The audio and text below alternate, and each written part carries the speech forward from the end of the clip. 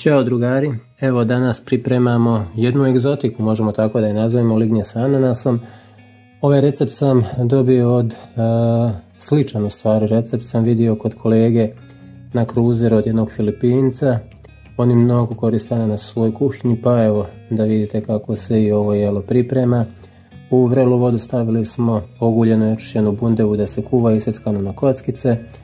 Šerije paradajz isekli smo na pola ili na četvrt, matovilac onako samo ga malo iskosali i ananas isječemo na kockice. Zatim dobro očišćene lignje polako zasiječemo onako vrh mesa, da tako kažemo, ne u potpunosti da se sječe, nego onako barem po vrhu mesa onako malo zasiječemo u obliku rombova i to će dati ovako jedan veoma dekorativan izgled kada se lignje budu pržile. Koliko god zvučalo čudno, ovaj recept je izuzetno zdrav, naročito za hematološke i onkološke bolesnike. Pročitajte na mom sajtu www.zakove.com sve benefite ananasa, koliko je to zdrava namirnica, pogotovo ovaj obrok za sve onkološke i hematološke pacijente. A s druge strane veoma je ukusan, koliko god zvučalo čudno, kombinacija slatkoće ananasa i ovih slanjih varijanti na tanjiru izuzetno je ukusno.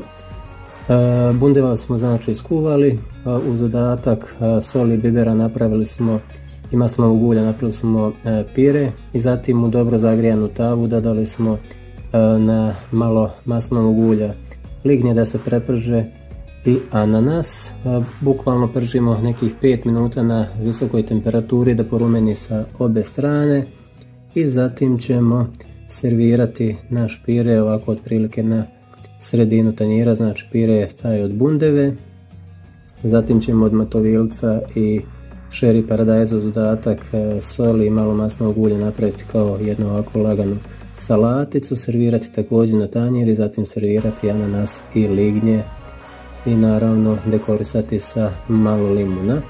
Kompletan recept potražite na www.zakove.com i kažem, poigrajte se malo u kuhinji, probajte ovu kombinaciju slatkog i slanog, izuzetno zdrav obrok, probajte ga svi, da kažem opet uz konsultaciju sa svojim ljekarima, preporučio bih ovo i onkološkim i hematološkim pacijentima. Uživajte, prijatno!